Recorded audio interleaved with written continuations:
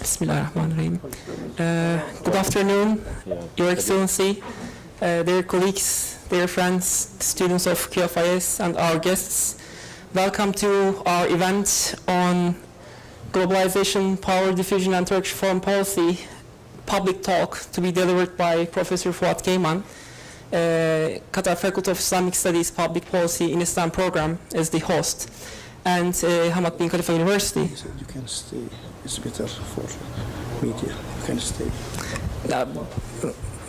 For the media, I have no idea, but we are running late, so I think it's better to start. All the guests are here, so I think it's a better idea to get started. So let me briefly explain and share with you our guest today, the esteemed colleague, Professor Faut Keyman. He is the director of Istanbul Policy Center and Professor of International Relations at Sabancı University. He is a leading Turkish political scientist and expert on civil society development, democratization, globalization, and international relations, and Turkey-EU relations. Professor Keyman taught at the Department of International Relations at Koç University from 2002 to 2010, and at the Department of Political Science and Public Administration at Bilkent University between 1994 and 2002. He has been the research director of various projects such as the Peter Berger and Samuel Huntington's Many Civilizations, Civicus, and Mapping Civil Society in Turkey. He holds several postdoctoral fellowships from Wellesley College and Harvard University. He conducted extensive research and written copiously on the political and social trends in Turkey. He is the author and editor of 20 books, including Hegemony Through Transformation, Modernity, Democracy, and Foreign Policy in Turkey, Symbiotic Antagonisms, The Transformation of Anatolia, The Future of Turkey, Remaking Turkey, Globalization, Alternative Modernities, and Democracy. And finally, we'll have a question and answer period at the end, and I hope you enjoy. And thanks to Professor Keyman once again for coming to Doha and being with us. We can get started. Thank you, Evren.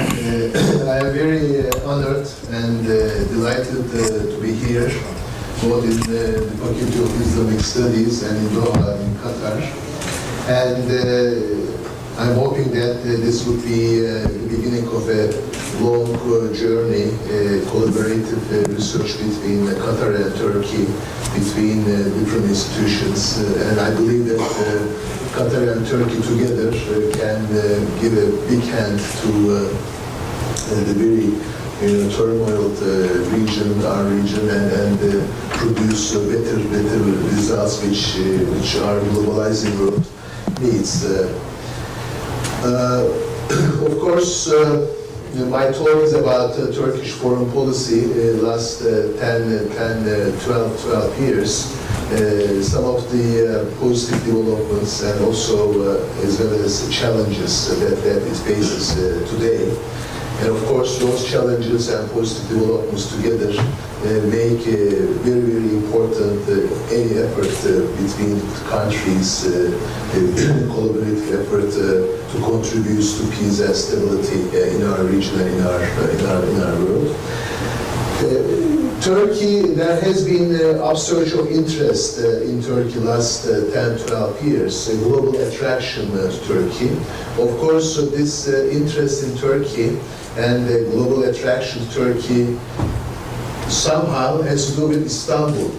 I live in Istanbul. Probably most of you guys visit Istanbul. It's a very beautiful city. But of course, this interest should not be reduced to Istanbul. Of course, there is much more important reasons for this upsurge of interest. Mainly, two reasons or two factors that have given rise to this interest in Turkey last 10 years, and both of them had to do with globalization. And here we have two interrelated concepts that we of course discuss this in different realms. The one actually is the crisis-ridden nature of globalization. We are living in a globalizing world, and this world is not a nice world. It has been going through recursive crisis. 1997 economic crisis, South Asian economic crisis, which went to Latin America very fast, went up to Russia, and then come to Turkey in 2001. Of course, in 2001, 9/11, big crisis, which actually reduced all world politics into global fight against terrorism, including invasions, wars, so on and so on, so forth. And then finally, 2008, economic crisis, which is going on. And in that sense, of course, global crisis is not one, but multiple. And this has produced unprecedented challenges to countries. So in this sense, people start looking at different countries and how these countries are responding to global crisis. And Turkey has been a successful case in this regard. Since 2000 onwards, Turkey's response to globalization, global challenges and crisis has been quite positive. And yesterday here we discussed, as some of members are here again, and I hope I'm not going to be repetitive to them, but in detail that, of course, there are lots of domains, there are lots of dimensions of Turkey's response to globalization. But nevertheless, right now, to keep the long story short, Turkey has been quite actively engaging with globalization in responding to globalization. So instead of being outside the globalization, instead of passive actor of globalization, it has been actually responding to globalization. So the first actually factor is the multiple threats of globalization. Of course, mainly economic area, and then also climate, energy, food, social justice, poverty, inequality. These are all actually different challenges coming from globalization. But in line with this crisis, what has occurred is also what we call a shift in power in globalization. This shift, global shift, has two aspects. One actually is the decline of hegemony and an emerging of multipolarity in international system. We don't have a global hegemon anymore.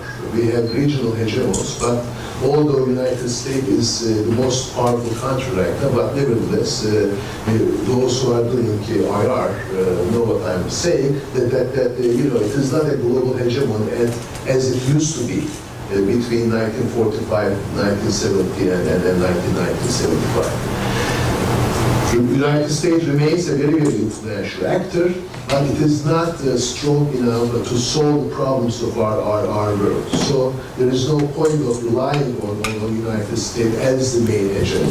There are alternatives to the United States coming mainly from Asia, mainly from China, but China is not like a hegemonic state in the world. So in this sense, when we talk about crisis of globalization, we are also talking about the emerging of multipolarity, in which the most important aspect actually is there is no one single authority that can actually govern or that can contribute to the governance of our world,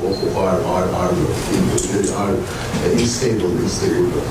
The second actually is in a situation like that, some international relations analysts poll, the decline of the West has produced the rise of the rest, and then people's attention start going towards the other countries, the rest, which actually supposed to be following the West so far. And of course, the rest, we are talking about mainly countries like BRIC, China, Russia, India, Brazil. But of course, countries like Turkey, South Africa, Indonesia, Malaysia became the emerging powers, became also very important. As a matter of fact, in addition to the decline of the West and the rise of the rest, Charles Kupchan from Washington circles just produced a book called Nobody's Land to describe the global politics. So in this sense, he says that there are multiple actors and each of which actually is trying to put their own agenda on the table. And then Turkey has been one of these actors. So we should actually always keep in mind these two factors: the crisis, multiple crises of globalization, and also global power shift from west to the rest, which have made what we call emerging powers very actually important in the establishment of regional and global stability and possibilities. So, upsurge of interest in Turkey, of course, happened within the context of these two, global crisis and global power shift. As the title of the talk indicates, if you are familiar with the work of Joseph Nye, he calls this power shift as power diffusion in Europe. And the interest has a reason, because Turkey is able to offer a number of things in this kind of situation. For instance, interest has to do with the ability of Turkey to demonstrate last 10, 15 years. But of course, one could actually take it back or trace it back to 1923, which is the emergence of the modern Turkey by Mustafa Kemal Atatürk and the followers. Of course, Turkey demonstrates that a secular, democratic, and constitutional governance is possible in an overwhelmingly Muslim population. That means actually, rather than clash of civilizations, that means dialogue among civilizations. That means, in particular, compatibility between Islam and democracy, Islam and secularism, Islam and modernity, but more importantly, Islam and globalization. So in this sense, rather than clash, cooperation or compatibility is possible. As a matter of fact, at the end, maybe in the question and answer, the time we will actually discuss, this compatibility has become once again very, very important in the case of Syria than Egypt. Is it possible to make them compatible? But of course, in addition to this compatibility thesis, we have also Turkey, a country which is growing economically. Last 10 years, Turkey's economy has been quite dynamic, growth rate has been quite impressive, and also Turkey has produced internally very active and dynamic entrepreneurial cultures. So in this sense, compatibility and economic dynamism / entrepreneurial culture went hand in hand. On the top of it, these two has been coupled with a very proactive foreign policy of Turkey. Turkey has been engaging regionally and globally, an active foreign policy.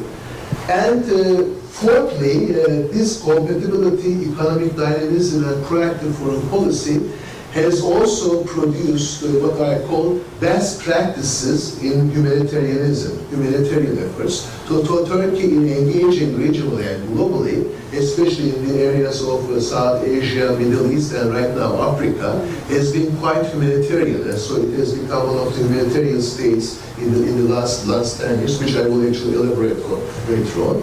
And all of these, dimensions also have a very, very important niche. Turkey is only a Muslim country in the world that is having full accession negotiations with the European Union, is a candidate for full membership in Europe. And despite all the problems that we have right now, we have a stalemate in Turkey-EU relations, but recently we started opening the chapters again, we started the negotiations again, but Turkey's EU bid has been quite important in its proactive foreign policy and economic dynamism. So these 5 actually areas produce a country for which people start getting interested in. How Turkey does it, how Turkey, or in what ways Turkey has delivered. So this how Turkey does it, and how Turkey and what Turkey has delivered so far became the main aspect of Turkey talk in regional and global domains, academic and public discourses. And of course, when we actually look at it, you see actually very active Turkey in the Middle East, very active Turkey in Arab Spring, very active Turkey in global political affairs, 2008 crisis, 2011, 2013, and this crisis will actually.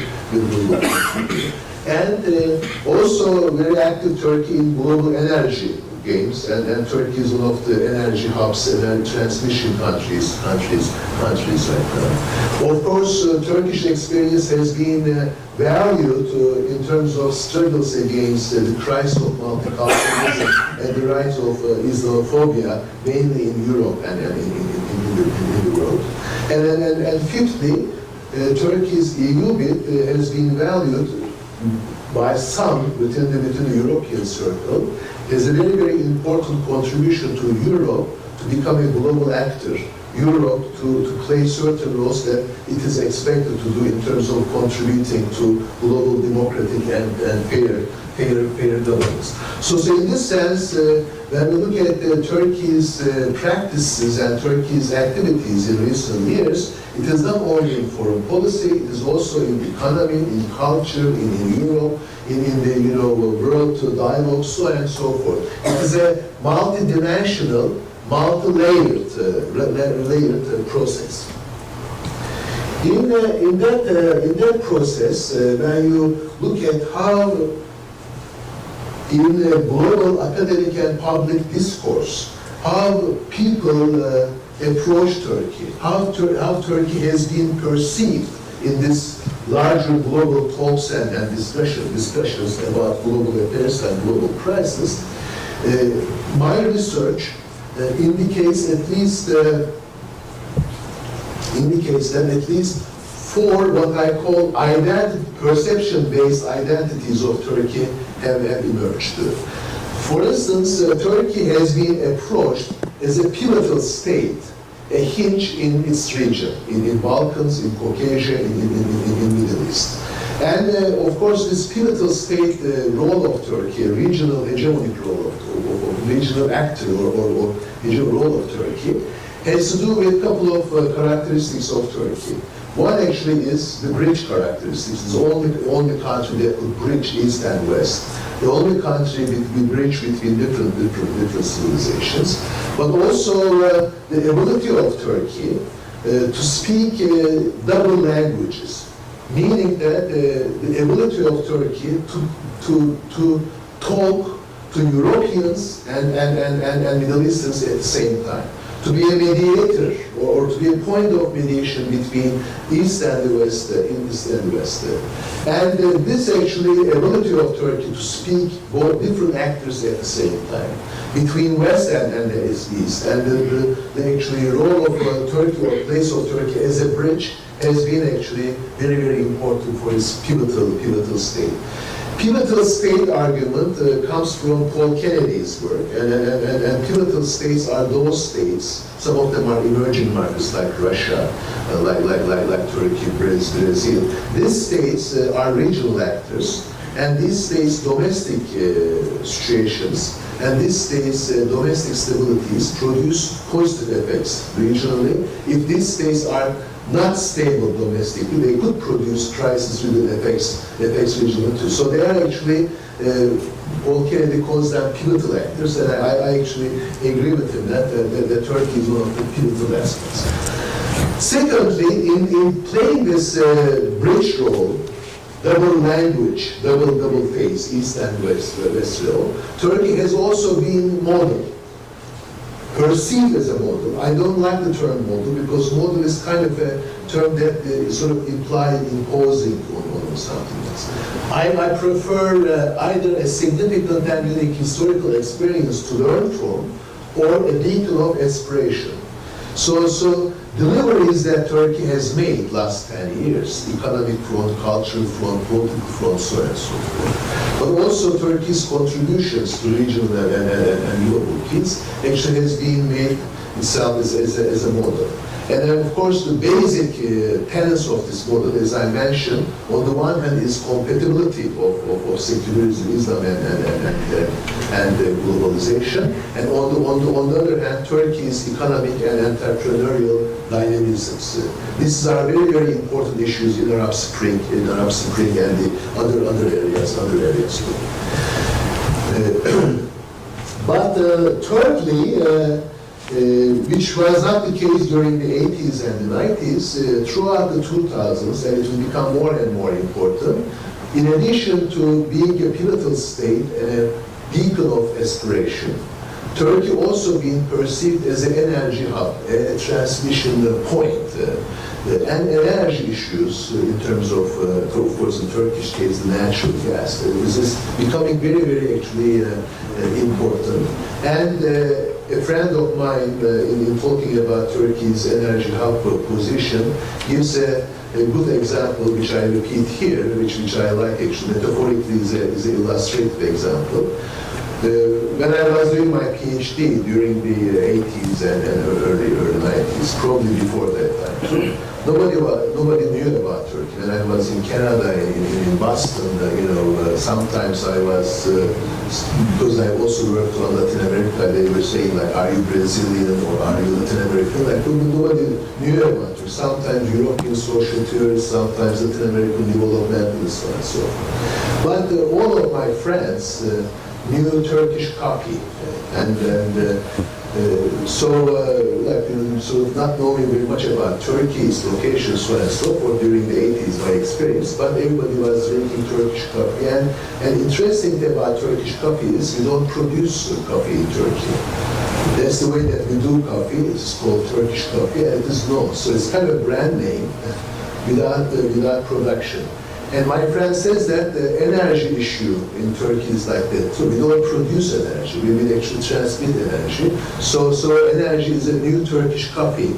And Ceyhan, which is actually the sort of, southern Turkey, is a small town, turned out to be a new Turkish coffee because it is the center of all these pipelines and energy transmission places. So energy is, of course, big issue, but of course it is also a challenge. This is the difference between Turkish coffee and energy, because Turkey is an energy-dependent country. It transmits, but it doesn't produce. But also in relation to energy, Turkey's economic process and entrepreneurial culture has produced what is called this trading state role of Turkey. And when you look at Turkish foreign policy and proactivism in recent years, the most visible places where Turkey has been successful is economic engagements. And some people prefer that last year's actually Turkey act a trading state more than anything else. So in this sort of pivotal state, model case, beacon of aspiration, emerging markets, emerging market trading state quality and energy is actually quite an important aspect of this identity-based approach. And finally, of course, it is not like China, it is not like US, but Turkey has been one of the humanitarian states, mainly in Africa in recent years. And Turkey's humanitarian efforts in Afghanistan, in Iran, in actually Palestine, in Africa, Somalia, Sudan, so on, has been also right now in the Syrian case, the camps and so on and so forth, has been admired. So in this sense, there are a bunch of new institutions dealing with the humanitarian efforts of Turkey, and there is actually this perception of Turkey increasing, increasingly important in Europe. So Turkey is kind of an emerging global humanitarian state. We don't do it very much right now, but apparently, as I actually just before I came here, I was in a meeting where we are talking about the Libyan case and the problem of weapons in Libya, and maybe Turkey could be the third actor there. Turkey is also a mediation country, and the United Nations based efforts to make Istanbul a mediation hub, and So in this sense, Turkey also presents itself and be perceived as one of the mediation hubs in the world. It works better in Balkans. It worked better in actually Caucasia, but so far in the Middle East, it has not worked, and now we have some problems in the context of the Syrian and the Egypt cases. But one of the new dimensions of Turkey is its actually ability and desire to play a mediatory role in conflict, regions, conflicts.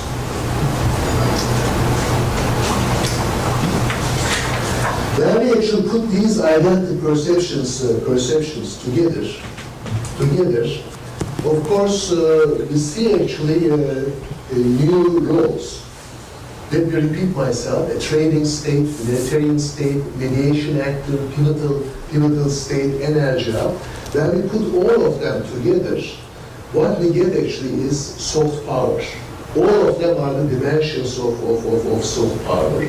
And this indicates that the recent proactive Turkish foreign policy, recent engagements that Turkey has initiated regionally and globally, has been based on not hard power, not sometimes Clinton calls smart power, but soft power. And there has been a causality that can be established easily between Turkey's success story and Turkey's use of soft power.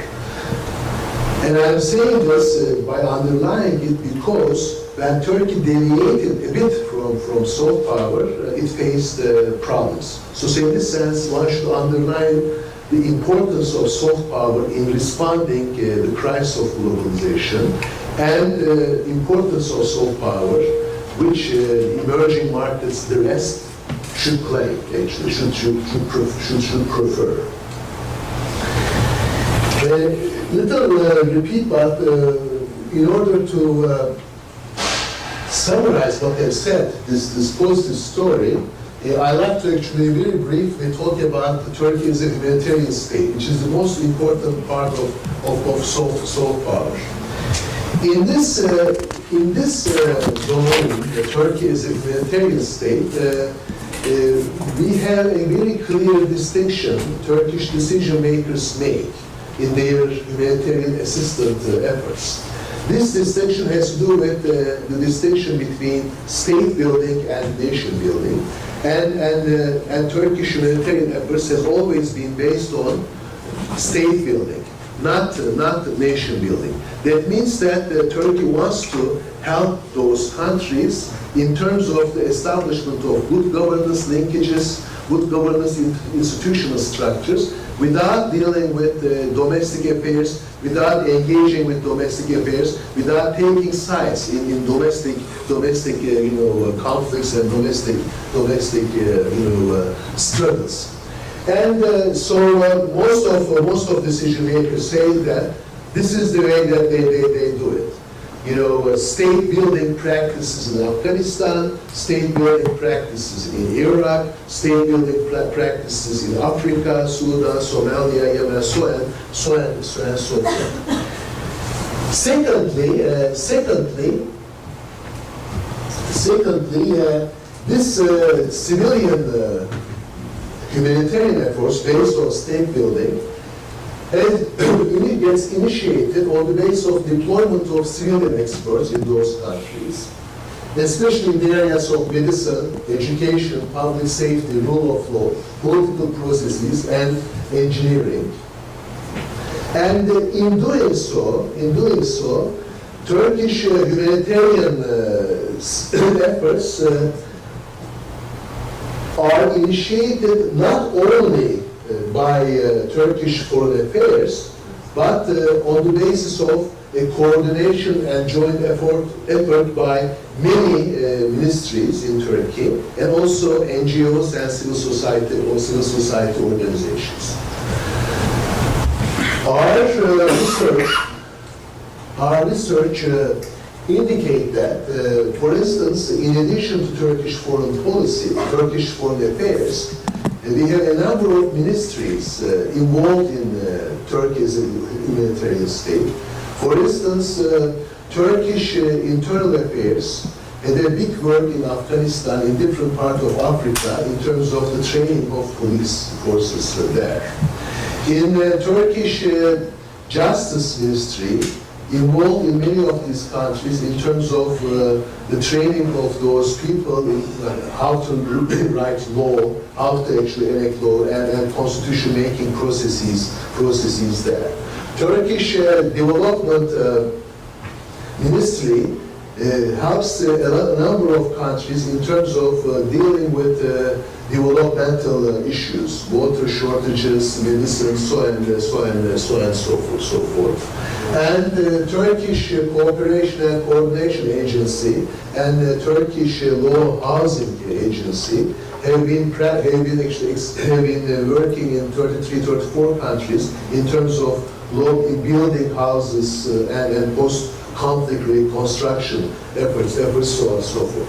So in this sense, when we look at Turkish foreign policy and how Turkish foreign policy acting as a pivotal state, as an energy hub, as a training state, we see that there are more than one ministry involved in this process. And many of these ministries actually are involved in Turkish proactive foreign policy.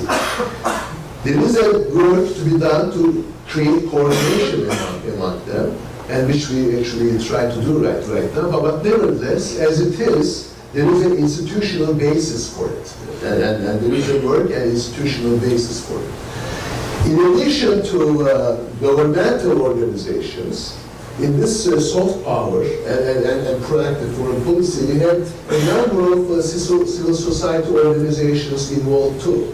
For instance, Turkish Red Cross does a very good job in Israel, in bringing Israelis and Palestinians working together. In the Turkish Foundation for Human Rights, Freedoms and Humanitarian Relief does a big job in Syria, Sudan, Somalia, Iraq, and other parts of the world. Turkey's doctors worldwide, or early doctors, does a big job in terms of medicine, fighting against AIDS, cataract, B12 deficiencies in different parts of Africa. Turkish Religious Foundation does a big job in the actual training imams in terms of Islamic convictions and others.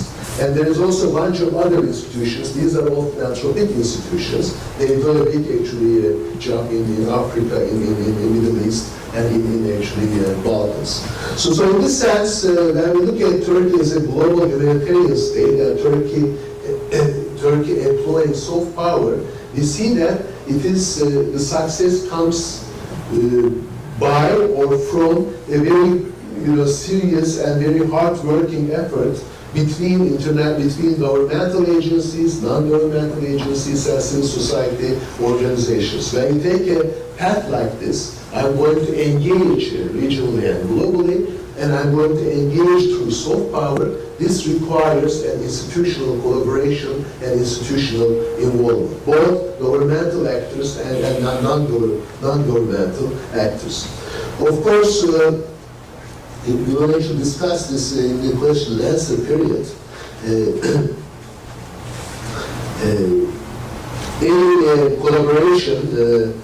Any collaboration between Turkey and Qatar will actually deal with these issues and how actually different parts of the state, different parts of society can bring together to enhance and to strengthen the capacity of these countries to help stability, establishment of stability and peace regionally and globally.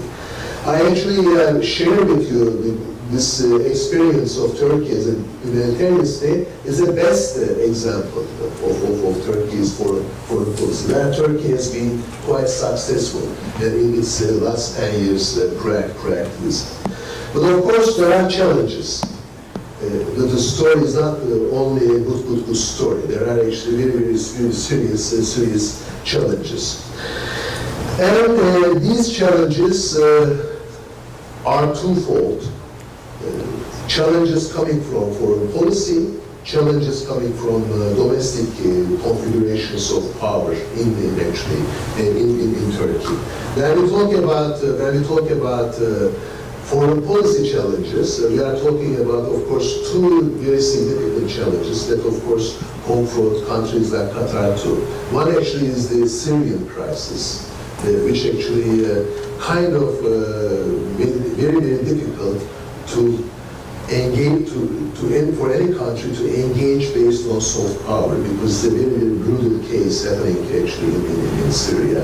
And the actors involved in Syria, like Russia, like Iran, have been very geopolitical rather than humanitarian, rather than actually normative. And of course, second foreign policy challenge came from Egypt and the coup in Egypt. These two actually challenged not only Turkey but the region, but theoretically speaking, to also soft power. Because how to solve or how to actually contribute to these societies on the basis of soft power has become quite a critical issue, and it is very difficult question to answer. And in order to, I'm going to get into these challenges, and I will focus more on Syria. But in order to illustrate what I'm seeing in terms of Syria and Egypt, let me actually give you another point based on perception again. Perception of Turkey in the Middle East. And a think tank like the Istanbul Policy Center, TESEV, Turkish Economy and Social Research Foundation, they've been working on perception of Turkey last 5 years. And then every year, including 19 countries or 22 countries, I don't remember right now, they do polls. And then on the basis of the polls, actually, they try to actually come up with some of the information about the perception of Turkey. Turkey's perception last 10 years, up to 2013, has been very, very high, around 80%, around 82%. And Turkey has been actually perceived very positively by the Middle East at large and the MENA countries. But in 2013, for instance, 2013, this positive perception still good, but went down around 50%. So there is actually a 30% drop in one year. And when you look at the polls, where this drop come from, it came from actually mainly from Syria and Egypt, and the perception of Turkey in both countries dropped very, very fastly. And for instance, in 2012, the public opinion on Turkey in Egypt was 84%. Right now it's 38%. And then similarly, in Syria, it was again around 80%. Now it actually gone to 22%. So in this sense, this kind of developments, very serious challenges. One actually is internal war in one country, another is coup in another country. Of course, these are actually big challenges to Turkey, but not only Turkey, but as I said, the challenge to soft power. How soft power can actually deal with this kind of thing. My argument is Turkey should remain as soft power, and Turkey should actually respond to these challenges as soft power, never deviate from it. But when you actually get into this, into this public opinion surveys, we see that, for instance, 60% of the participants think that or favor Turkey's involvement with the Middle East. So Turkey's engagement is still actually admired, and 64% believes that Turkey becomes more and more influential in the Middle East. And in doing so, actually, they talk about 3 aspects of Turkish foreign policy. One actually is EU anchor. Turkey's EU bid and EU anchor has always been positively approached by the Middle Eastern countries. That has to do with Turkey's bridge role, actually. Turkey has always considered a bridge between Europe and these countries, sometimes a point of transmission between, or linkage between these countries, including actually Iran. Iran very much favors Turkey's full accession to the European Union. Secondly, they all actually think that Turkey's main principle in proactivism, that is zero problems with neighbors, has been actually admired. So Turkey should stay in this principle, and of course, thirdly, as I said before, Turkey's best examples in being a humanitarian state has been also approached positively. So in this sense, when people are around 60% want Turkey to be more influential in the Middle East, favor Turkey's involvement in the Middle East, they actually pay attention to zero problem with the neighbors, which is soft power, Turkey's bid with the EU, which is soft power, Turkey's humanitarian best practices, which is soft power. So these people also want Turkey to remain and be active in soft power. But of course, it is very difficult to be in soft power. The Syrian case. In Syrian case has been extremely big challenge to Turkey's foreign policy, and this challenge has twofold, or has two dimensions. The one dimension actually is Turkey from the beginning take what I call a right position that this conflict should end. Assad either should do reform or should leave, and then there should be an interim government in Syria. But of course, this push for a solution without Assad did not come true. And right now, actually, rather than Assad go, international community is, as I read it, is prepared to accept a solution with maybe Assad for some time. But of course, this Turkey's real engagement and push for a solution without Assad, when it didn't come true, created some sort of disjuncture between foreign policy at the rhetorical level, foreign policy creating results. Because Turkey didn't get what it wanted, or Turkey's desire or Turkey's solution has not come true. So in this sense, sometimes we call it foreign policy impasse in Turkey, or sometimes we call it the reduction of the maneuverability domain of Turkey. Turkey's foreign policy did not produce result in the Syrian case. It produced result in the Somalian case, it produced result in the Afghanistan case, it produced result in the Sudan case when it comes to humanitarianism, trading, state engagement, so on and so forth. But when it came to Syria, it didn't produce the result. And of course, our foreign policy makers worked very hard on this. Bilateral talks, multilateral talks, international organization, like the participation, calls for, sort of recognition of Syria as an international humanitarian crisis situation.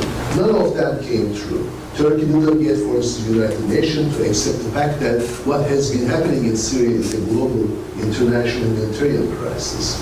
Or international community didn't get involved, really, to actually create a situation where opposition takes over and creates the interim government. So in this sense, this juncture between rhetoric and reality confronted Turkish foreign policy. Turkish foreign policy producing result before, but in Syria didn't produce the result. But on the top of it, we also faced right now a big refugee problem in Turkey. And soft power requires, in a situation like Syria, opening your arms or your doors to people coming to you, because if they don't, they will actually get killed or they will tortured or whatever. So in this sense, Turkey took the right decision and then opened the doors to the Syrian refugees. But over the year or so, right now, we have Syrian refugees operating in 3 layers. On the one layer, we have camps. And in those camps, we have more than 200,000 refugees. And these refugees, Turkey's job in that context has always been admired by international community. I was talking about it yesterday, and I was actually in the UN meeting last week, and everybody talks about Turkey's effort in that context, an admirable effort, because Turkey does it by its own means, doesn't get financial support from international community. It is Turkey who does it. Of course, there are camps in Jordan or something, but they are more internationally financed camps. So there is no problem in terms of people in camps. But there is second layer, which is what we call registered Syrian refugees in Turkey, and they are actually their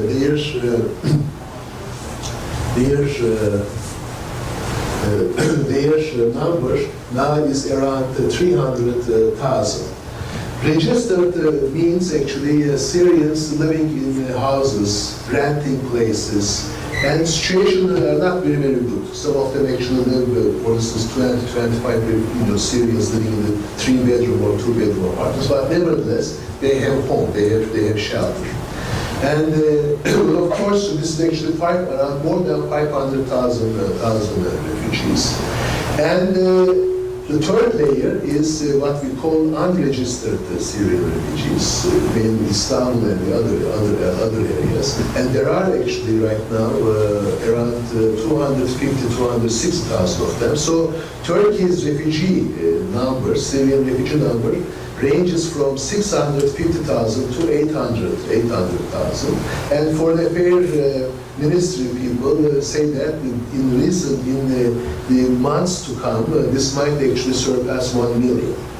Of course, this is actually a big problem for 2 reasons. One reason actually is research. The research indicates that most of them are not going to go back, even though there is a stability in Syria. So in this sense, we have a refugee problem which might actually sustain itself in a very problematic way. And secondly, more and more tensions are occurring between Turkish people and the Syrian people. Like the problems that occurred or occur in Europe between Europeans and the newcomers. This xenophobic discourse that people come and get our job, people are coming and taking our positions and stuff like that. Now actually in Urfa and in other actually cities, we see tension occurring between Syrians and Turkish labor or Turkish workers. They say the Syrian workers are, under, over-exploited, but nevertheless they take the jobs. So in this sense, this soft power, very positive, might actually create unintended consequences if it is actually the crisis continues and the crisis is not handled by multiple actors. So that's actually what Turkey faces right now. And I don't know if you guys see it there, but this is our Syrian border, which is 950 to 940 kilometers long. We have in this number, this area, of course this doesn't cover Istanbul and the western part of Turkey. Here we have 500,000 refugees. And this is I just got it from just before I came here. This is the cities on the border. For instance, Gaziantep, it has 33,000 Syrians. Urfa here, which is the biggest number, 67,000 Syrians. Osmaniye is a small town, 8,500 Syrians. Adıyaman is another small town, almost 9,000 Syrians. Hatay is a problematic area just on the border, and most of the conflicts actually are handled here. 15,000 Syrians, and Kilis here, 30,000 Syrians. So in this sense, You know, it's a big challenge, and Turkey says, our Prime Minister says we can handle it in a year or so, but nevertheless it is becoming really actually a big challenge, Turkey. So,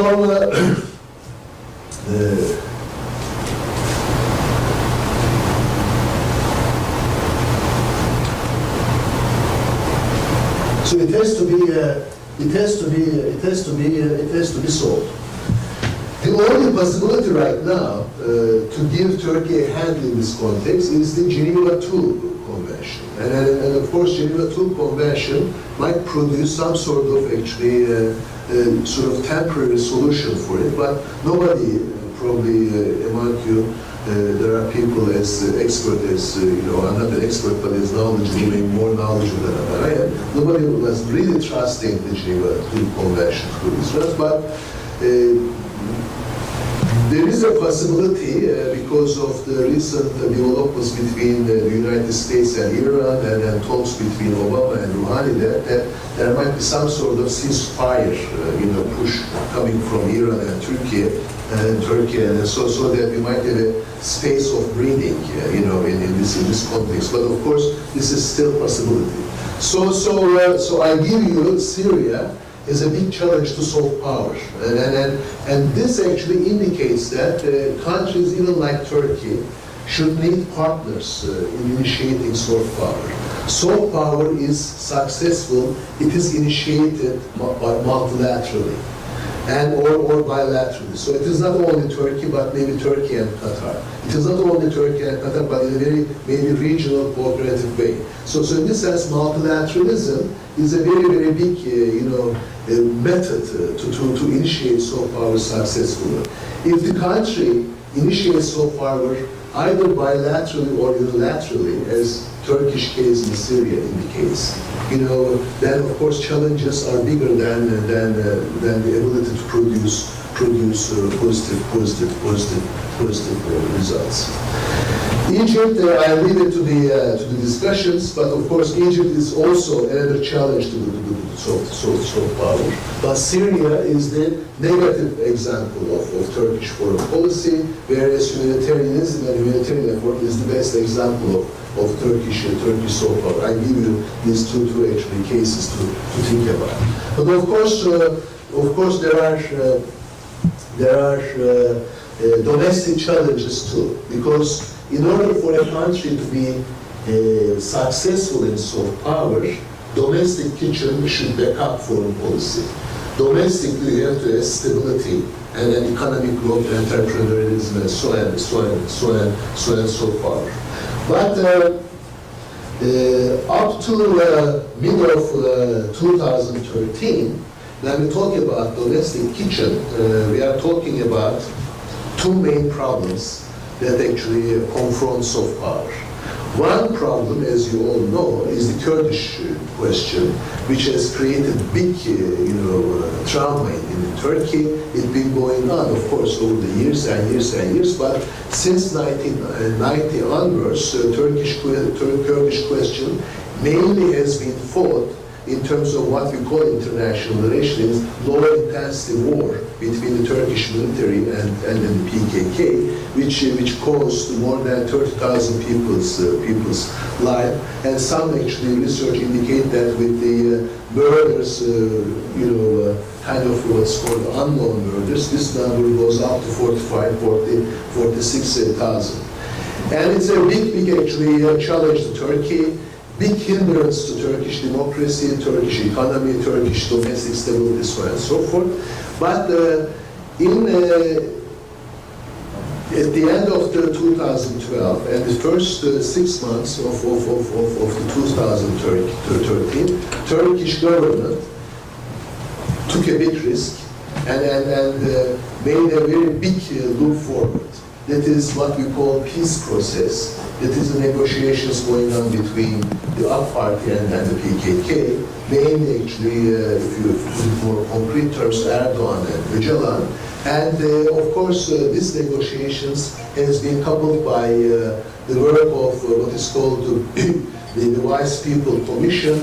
I was one of the wise people there. Actually, I worked in the Aegean Coast. So everybody worked very hard to actually get success in this context.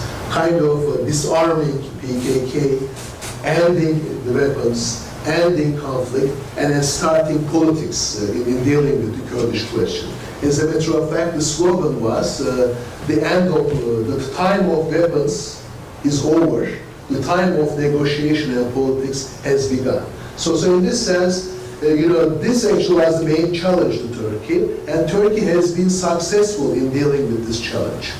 And as a matter of fact, last year, 2013, so far, I sometimes not the mood in talking about the peace process and the Kurdish question.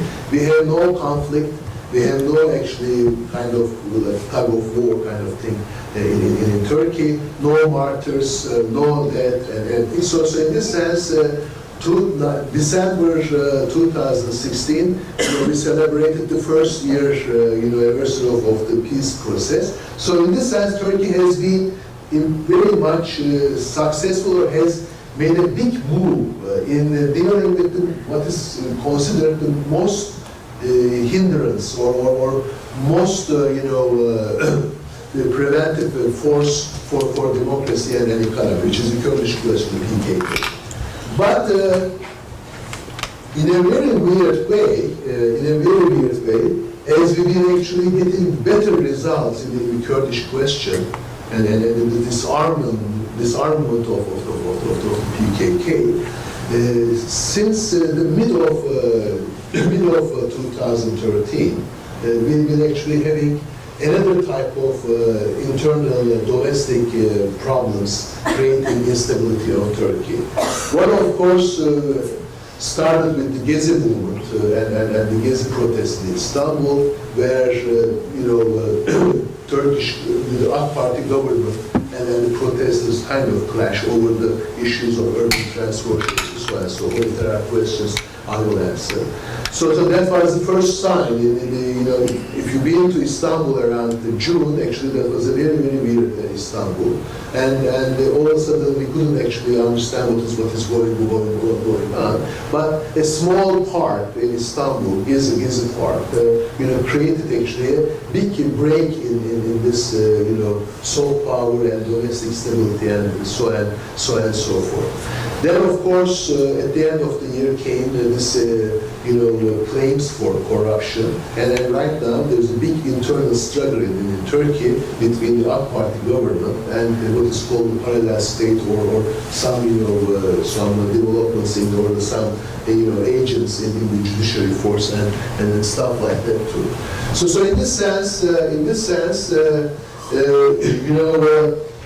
soft power, as far as I'm concerned, has been challenged by these struggles in Turkey, power struggles in Turkey, as much as it has been challenged by Syrian crisis. And right now, we talk about the stability of Turkey. The stability of Turkey is at stake. Economic performance of Turkey is at stake, because corruption cases really damage and very, very detrimental, effect for your economic performance, good governance practices, and so on and so forth. So the internal, fight between the AK Party and the Gülen movement, both of them are actually conservative and coming from the Islamic circles. Sometimes it is called the in-family fight.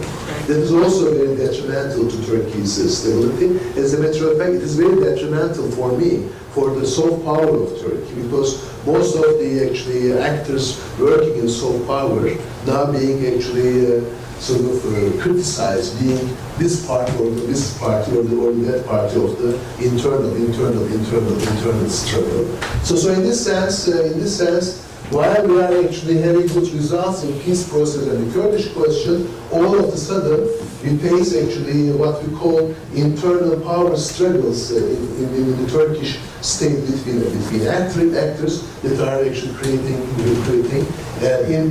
instability. Of course, weak opposition has also been problem in Turkey, because our party has been quite strong in the last 10 years, and we always talk about strong government weak opposition problem in Turkey. So these are the domestic, challenges in stabilizing forces. Of course, let me actually end here and then try to elaborate on certain points that I made if there are questions for them. In 2014, itself a challenge to Turkey. Because in 2014, starting with the 30th of March, we will have 3 significant critical elections in Turkey. 2014, 30th of March, there will be local elections. And of course, local elections now being played in 2 realms. One realm actually is local elections. You go and try to win the municipality of those countries. But of course, now in the second layer, which is becoming more and more important than the elections themselves, the elections are negotiated or played out as part of this domestic power struggle in Turkey. So in this sense, who wins Istanbul, who wins Ankara, who wins Izmir, these significant states, have very much, produce important consequences for this domestic, power struggle. And the reason for this is 30th of August, we will have a presidential election. And the first time in Turkey, this election will be based on actual people's vote. So usually, so far in Turkish history, presidents have been elected from within parliament, but right now, as a result of the constitutional change, people will elect people. So in this sense, local elections, internal power struggles, and presidential elections, who will be the president, who will be the prime minister, these are actually big issues in Turkey. But of course, these elections are, rather than solving the challenges or instabilizing forces, they actually accelerate instability in Turkey because they become the terrain of struggle. Rather than elections, rather than deciding what people do and what people choose, what people want, they become the terrain of hegemony, terrain of power struggle. And there's of course the third election, which is supposed to be done in March or June of 2015. But if the local elections go this way, there might be an early election in Turkey. So everybody is talking about 3 elections is happening in 2014. Of course, Turkey will handle these challenges. But if Turkey goes instabilized internally, it will actually, as a pivotal state, it will produce instabilizing waves for the region, and soft power-based contributions of Turkey will go down. But of course, soft power-based contributions of Turkey go down means that there are more challenges to Arab Spring than they are right now. So these actors are important, and we will see there are more uncertainties in 2014 than there are certainties. I am one of the optimists, and one of the, actually I call myself cautionary realist, but nevertheless I am kind of optimistic for these things, but one actually to be objective, to share with you these domestic challenges and the seriousness of domestic challenges right now. Maybe I stop here and then we actually... Okay, special thanks to Professor Keyman for this wonderful presentation. Actually, we can have the questions now, Q&A session, but the questions could be both in English or Arabic. سؤال ممكن في اللغة الإنجليزية أو اللغة العربية. I think Mr. Yahya will help us translate the question. So feel free to ask in both languages if you like. Please, Doctor.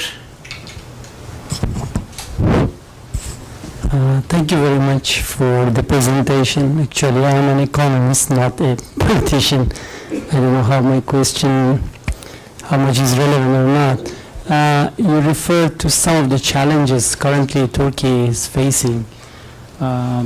I would be grateful if you really elaborate a little bit on the future challenges Turkey will face, including like what kind of, for example, regime might come, after Assad, or the recent political movements in Iraq, like this, Daesh, they announced this, or maybe improvement in U.S., Iran relationships. Anyway, I mean, do you have any idea about how, the future unfolding events will be a challenge for Turkey, or would be maybe an opportunity for Turkey? This is one thing. The other thing is that I was surprised sometimes I read the news, over and over, that Turkey was listed among one of the toughest countries in which has highest number of journalists in the prison.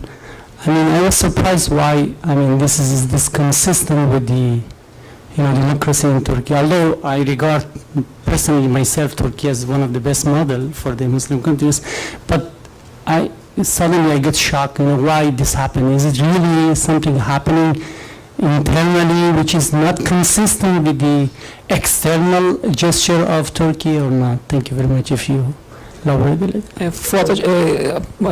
Shall we collect all the questions first, or would you like to answer them one by one? I know it's up to you. Well, whichever is more convenient to you, actually. Let's do one by one, if you want. These are very important questions. Thank you very much. And also might actually cover some of the areas that I didn't elaborate on. The way that I presented is my conscious decision to make or to put forward the argument that Turkey has been quite successful in soft power. And when it comes to regime change, when it comes to actually, sort of Turkey seemingly, positioning itself in one side or another in this regime change kind of situations in Egypt, Turkey's effectivity and Turkey's perception goes down. So soft power is extremely actually important. And when I talk to foreign policy decision makers, when I read the situation, I believe that, for instance, Syria, Turkey wants one way or another a unitary Syria. Maybe it is federation, whatever, but it should be a unitary Syria. It is not the hegemony of one over other, but it's kind of a unitary Syria. If that happens, going back to my beginning of my presentation, Turkey could be very, very important and very, very effective in the post-conflict reconstruction of Syria. And because in terms of my choice of humanitarianism was a conscious choice, because all of these actors will actually get in. And then Turkish, for instance, low-income housing agency will come in, TİKA will come in, development ministry will come in, and all of these guys will actually help and play a role in the reconstruction of Syria. So in this sense, Turkey's positive role will increase if there is a ceasefire and if there is in fact actually establishment of the interim government towards a new Syria. So I'm actually hopeful for this one. Then what we call a foreign policy impasse right now in Turkey in terms of Syria might have a very fast U-turn, and then you see a very engaging Turkey in Syria. Of course, in terms of Iraq, I actually take a similar kind of position. When America invaded Iraq, it was kind of, I was actually engaging debates at that time too, and I was totally against war and invasion and everything. But of course, I was doing it in a more normative and more human-based point of view. But some of the geopolitical and state-centric guys in Turkey was also against the war and invasion, because they were saying that, in doing so, America will actually help Kurds to set up an independent state in the north. So Turkey's actually position was a unitary Iraq, so that we eliminate the possibility of, But the peace process I talk about is a very important foreign policy dimension. And this dimension actually is based on collaboration between Turkey and Kurds. Kurds in Turkey, Kurds in Iraq, and Kurds in Syria. And Turkey and Kurds in Iraq has been quite successful. So what we used to call a risk for Turkey now are a big partner and actually are a big economic partner. And if you look at the numbers, economically speaking, between Turkey and northern Iraq is huge. And Turkey and Iraq is huge. And as a matter of fact, in terms of the growing trade volume, Iraq might pass Germany in the years to come. We are talking about right now $20 billion, and it might go up to 30, 40, and $50 billion. And if you are working on, for instance, Iraq, you should notice that the northern Iraq per capita income a couple of years ago was $400 a year. Now is $4,000. And it's going to be actually $15,000 to $20,000 in 5 years if the stability continues. And then, of course, the Iraq and northern Iraq is a bit different game, different ball game for the Middle East. So in this sense, in the beginning, we were going for unitary Iraq, not the independent Kurdish state. But right now, America criticizes, and Turkey not going for unitary Iraq, but having a very good relation with the northern Iraq, kind of thing.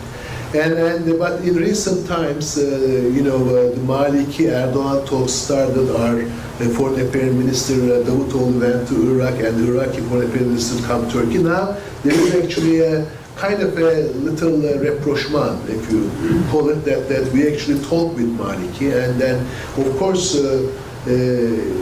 In terms of energy, northern Iraq is a very big area. I mean, if you look at the energy resources in northern Iraq, it's really very important for the future. But they get the 17% of the energy resources, and very important to maintain the Iraqi unitary structure right now, and very important to establish linkages and dialogue between northern Iraq and central Iraq, and Turkey wants to do that. So in this sense, economically speaking, and actually energy-wise, if the Syrian crisis creates some sort of possibility of transition, that will actually, for me, reflect on Iraq too. And in both cases, Turkey played quite a constructive role, because Turkey will go back to soft power and humanitarianism, trading state, and pivotal state, and mediation too. So in this sense, there are risks and challenges to Turkey, but they might turn into opportunities. But I don't think we should actually think, or I don't approach them risks and opportunities, because soft power should be based on some moral and normative principles that we do it for regional stability and peace, and we do it for people. And the humanitarian and human-based, understanding of foreign policy in Turkey has been quite successful last 10 years. Rather than opportunities, I will call them openings for Turkey, where Turkey becomes again active and effective in foreign policy. Please. Thank you, Professor, for this very enlightening talk that you've given us. I'm just interested because I'm going to Turkey next week, to Istanbul, and it's my second trip.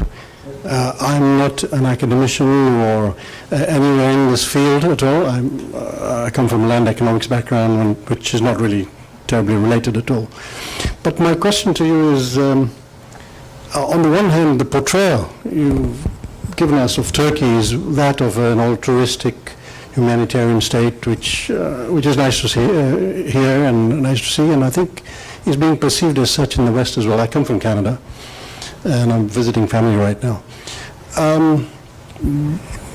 Having said that, on the other hand, there is this strong drive towards joining the EU, and has been for over a decade now.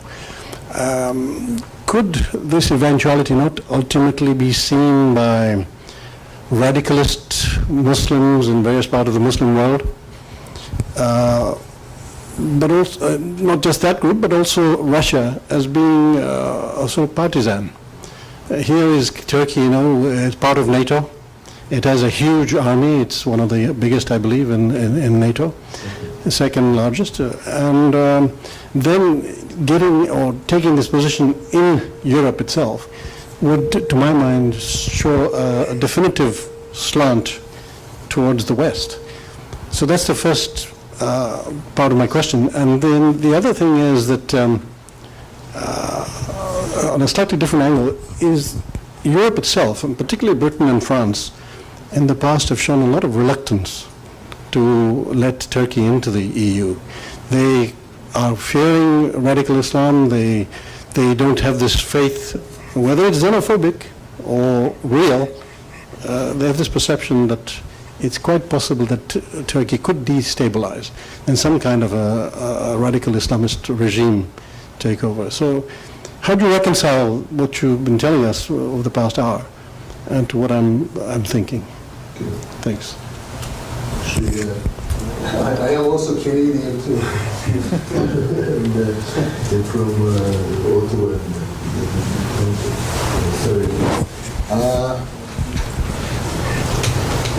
I'm a big supporter of Turkey's full membership in the EU, and I think Turkey, as I mentioned in Turkey's perception in the Middle East, and our Middle Eastern friends, the MENA region friends, yes, except some radicals, but mainly speaking, they also like Turkey, as Turkey is a possible candidate for the EU, because that strengthens the bridge role of Turkey, and that actually strengthens the sort of mission in the location of Turkey. And sometimes they call it a translator. Turkey could be a translator for the Muslim world in the EU. So it has been actually admired and promoted strongly.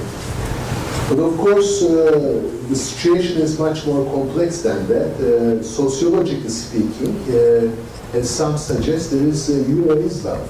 And the Muslim population in Europe is more than 22 million, which is actually, when you think about the members of the European country, there are actually countries that are members that have, which have sort of 1.5 million, 2 million kind of population.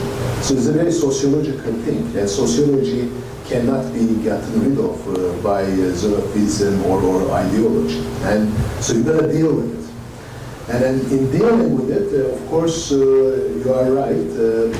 Britain is better than Germany and France, but maybe Germany and France and Holland, they actually, they fear that if Turkey gets in, this 22-something million become 100 million, because Turkey is now around 70 million population.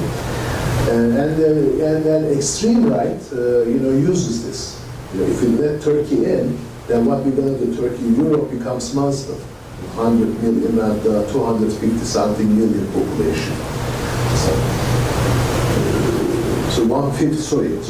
400-something. So one-fifth would be Muslim. So if you have 1/5, that is a constitutive nature of Europe, which is actually no problem for me. Actually, it could be constitutive nature. Then as a Canadian, you know what I mean. It could be multiculturalism, and it is played off. Then definitely it should produce good results.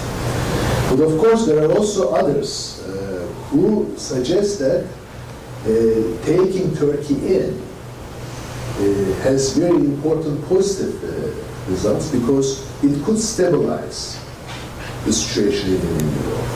Because when you actually be anti-Turkey, anti-Muslim, then central parties in Europe go down, and extreme right parties, extreme ideological parties, like for instance the Reform Party in Canada, at some point, now similar kind of parties, become very, very stronger.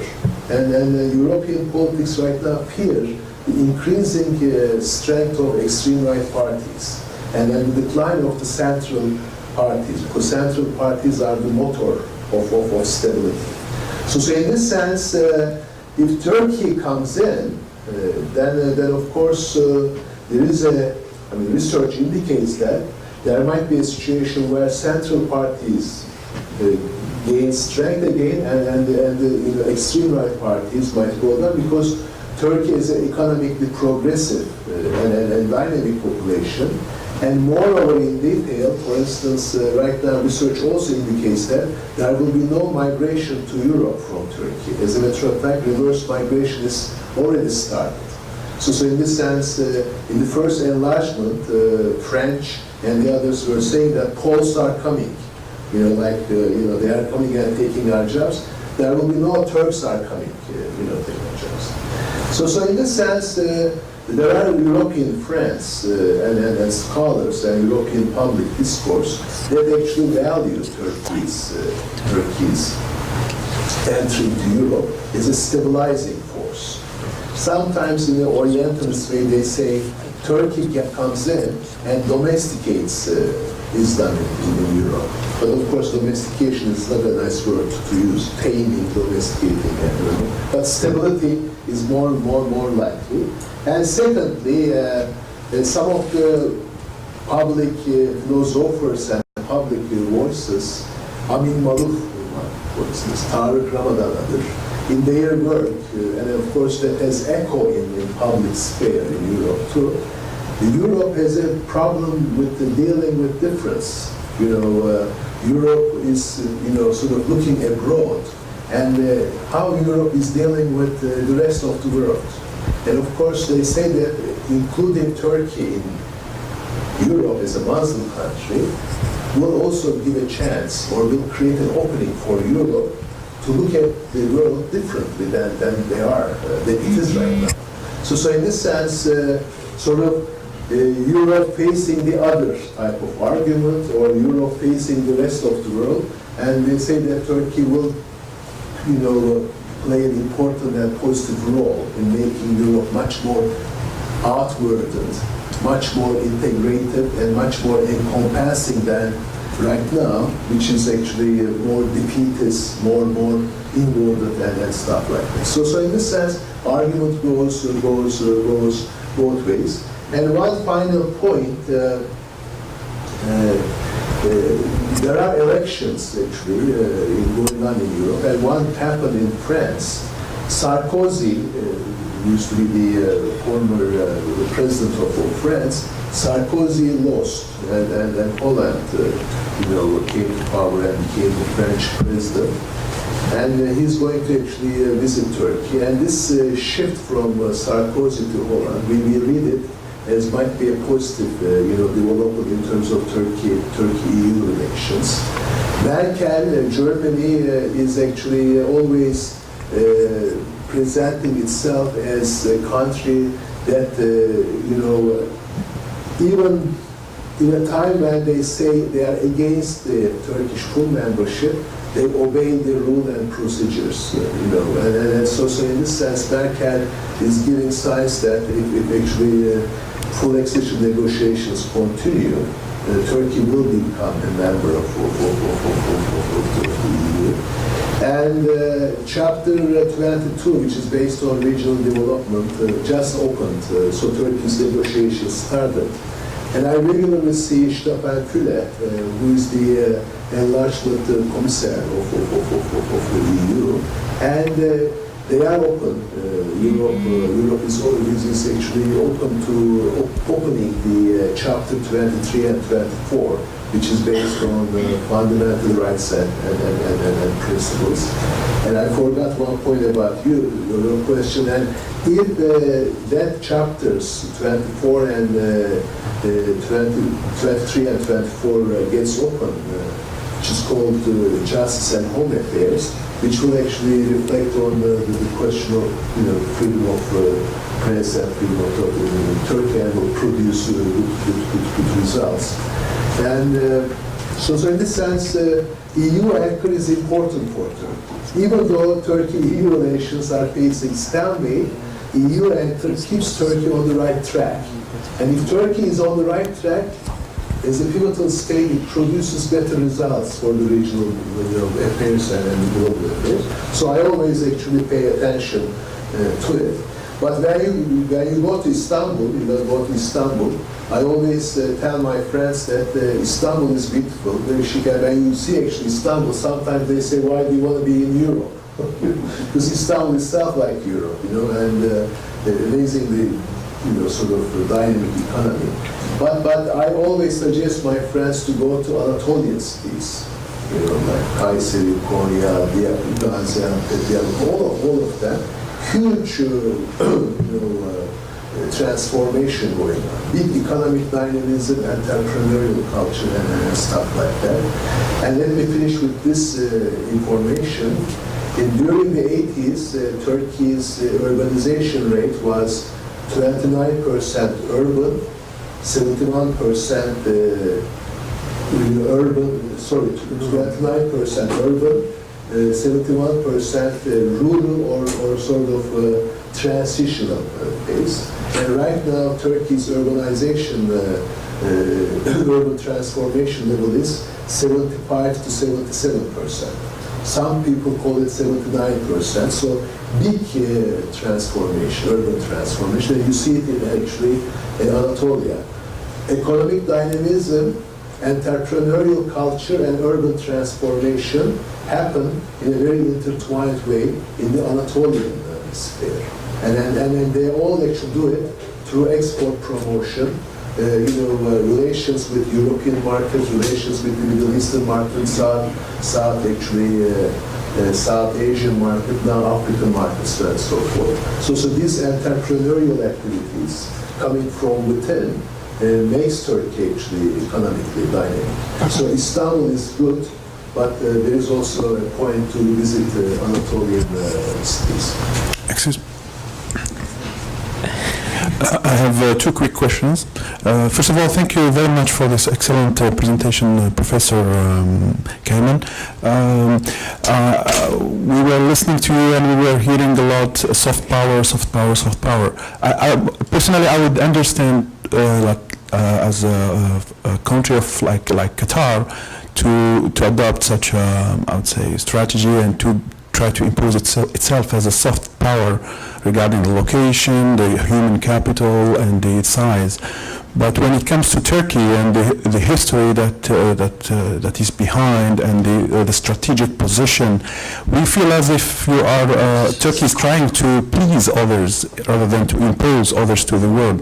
As you said, instead of Turkey joining the European Union, somebody would suggest why should Turkey is motivated now with its power, with the economic growth to join the European Union. So the first question is why Turkey would like to be seen or perceived as soft power rather than just a power.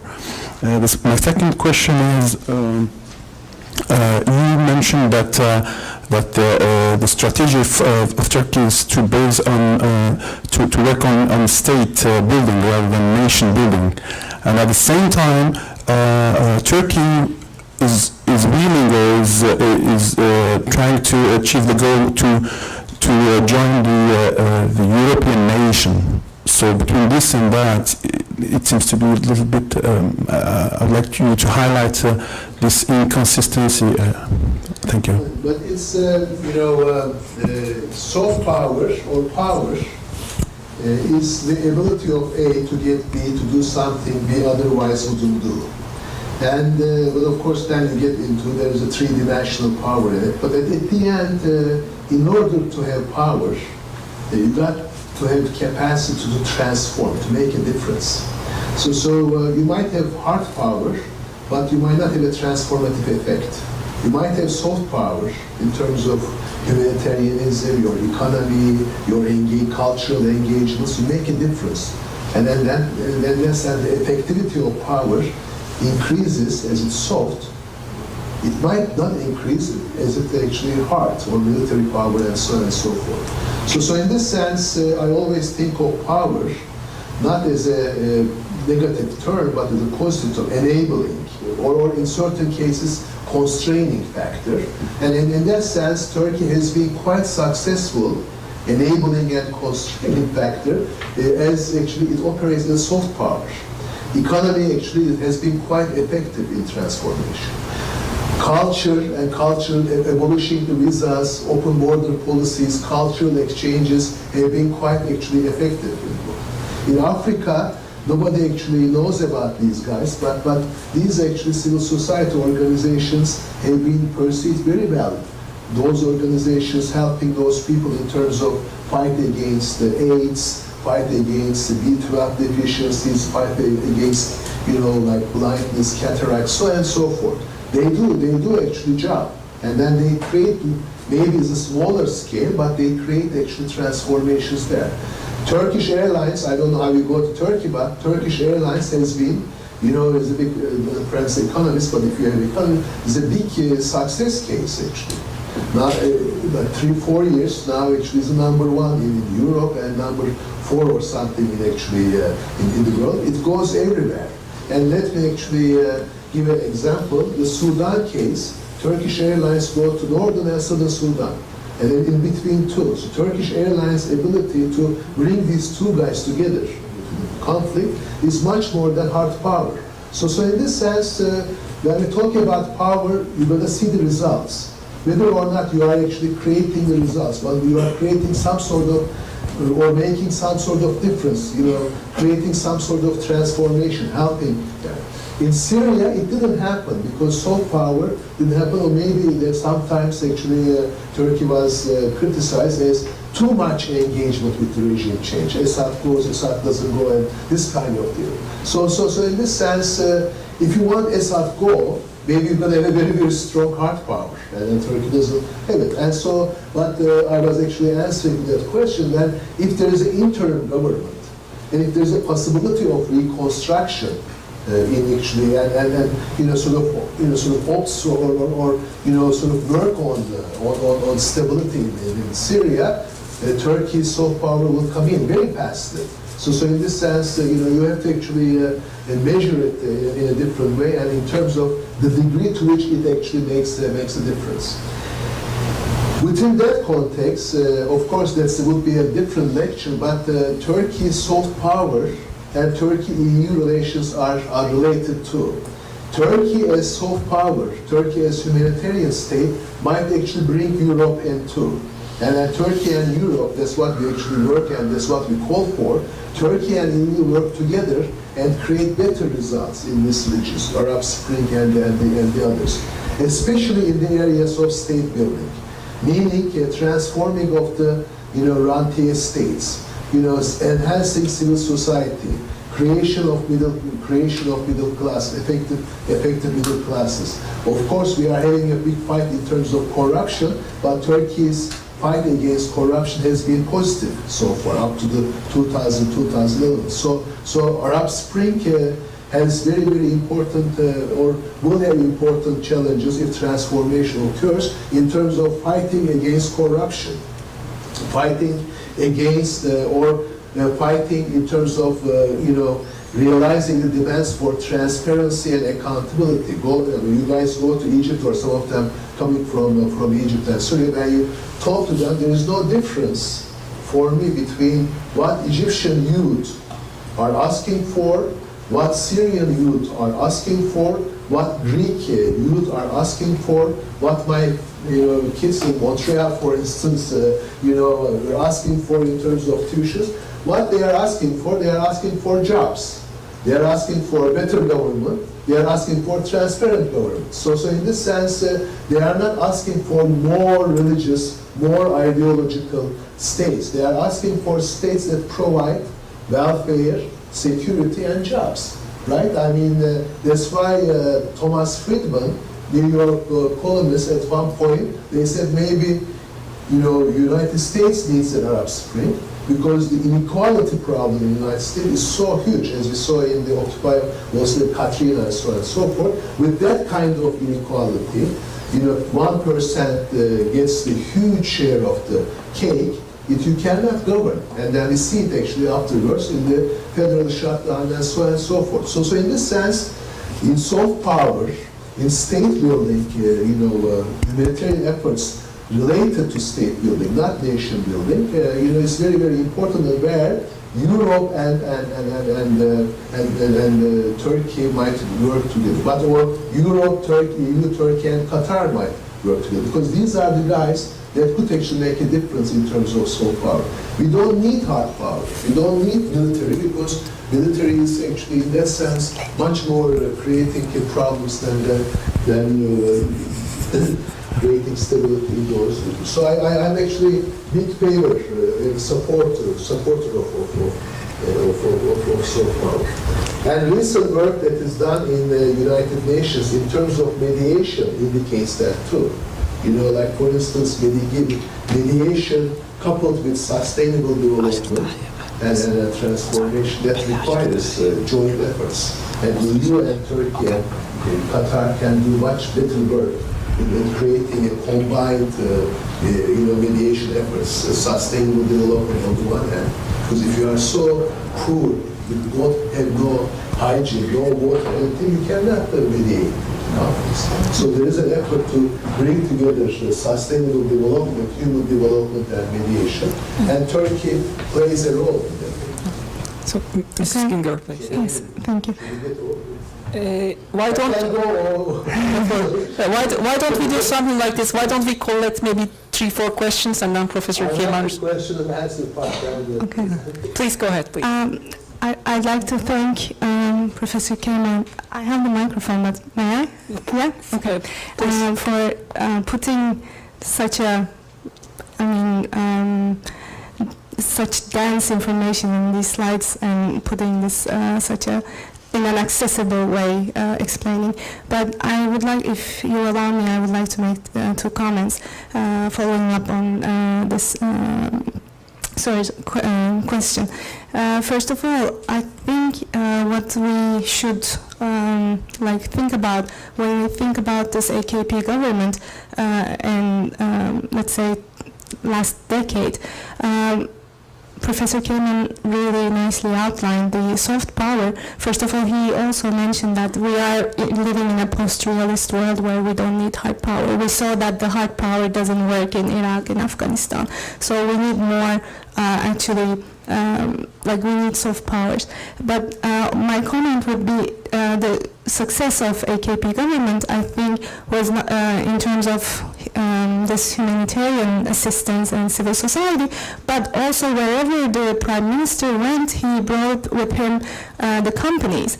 And he mentioned Sudan, that Turkish Airlines is actually flying to Darfur or Khartoum, but also in Cameroon, Turkish Airlines broke the dominance of Air France, and finally, Turkish Airlines is flying to Cameroon. And TAV is building the airport there. And also in Macedonia, the Skopje airport is built by the Turkish company TAV again. So it goes hand in hand. Well, I will mention the Turkish TV series where I met Qatari women that watched this Turkish TV series, Nur, and they told me that this really tells a lot about the Turkish culture. I don't know if it's representative of the Turkish culture, but that's soft power. I mean, bringing more this culture to other areas. And finally, on this gentleman question who left, maybe the future of Turkish policy, we can also explain it with the relationship with the U.S., because we see a little bit drift from the U.S. So it could be really linked to the Turkey-U.S. relationship. And maybe you can just explain that a little bit if we have time. Maybe someone else will ask that. Thank you. Please, the middle table, please. Oh. Thank you. I will speak by Arab. Please. أوكي. أنا أريد أن أعرف أكثر أكثر على أزمة الفساد في تركيا حاليا. هل عندها وجه سياسي؟ هل هذه الأزمة عندها وجه سياسي؟ هل عندها علاقة بما يدور في سوريا؟ هل برأيكم أين الخلل في هذه الأزمة؟ الخلل الاقتصادي أو السياسي أو وجود خلل في جهاز الرقابة والمحاسبة في تركيا؟ وهل برأيكم ستؤثر على شعبية أردوغان في الانتخابات المقبلة؟ شكرا. Actually, Mr. Yahya. The question is related to the current crises in Turkey, the corruption crisis. The lady is asking, does it have some political, motives or possibly economic? Does the relationship with the Syria, the crisis in Syria also has to play a role with it? Is it a factor in this? And she finally asks about Prime Minister Erdogan's possible popularity in the future after this crisis. Please, Mohammed. Thank you, Professor Keyman, for the insightful lecture. I have two takes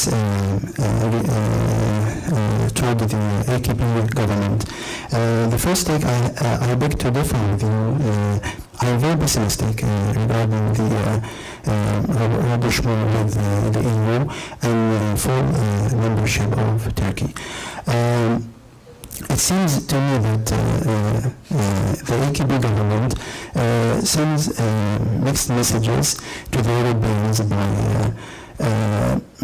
lifting the ban on the scarf and like the crackdown against demonstrators in the streets. I think the AKP government should tackle the European fears of demography concerning the joining of the EU. The second thing is about the domestic policy of the AKP government, especially toward the people of Turkey and the crackdown, of course, and also sending mixed messages to the Arab world by teasing Egyptian government by lifting the four-finger sign. That's it. Thank you very much. May I answer this? Okay, let's go ahead. Yes. Let me start with you. Is that, of course, now we face uncertainty. We don't know how long this fight will continue. It's a fight, as someone called, in family, because usually the fight in Turkey has been between quote-unquote Islamists and seculars. So Islamic secular divide was the thing, but right now there is no secular foreign policy, democracy and urban transformation. I see more symmetrical relationship than one is the tail, one is the leader, and so it is much more negotiation based on equality and symmetry. What Turkey can offer to Europe and what Europe offers to Turkey, and we call it a mutually beneficial relationship. If we actually put it this way, then the result would be much more positive than sort of one party in tail, one party in leader. Samuel Huntington, late Samuel Huntington, in Clash of Civilization, said, my, I disagree with him, but he said, my diagnosis of the world is correct. Yes, in fact, actually, we are living in a conflictual world, but right now is no longer the state-state conflict like the Cold War, now culture-based conflict, clash of civilization. Conflict continues. But he said there are two countries that do not fit in this model. Huh? Yes, and one is Turkey, one is Mexico, torn country. And somebody, I also written and learned from him, Jose Casanova, is like sort of writes on public religion in the secularism thing.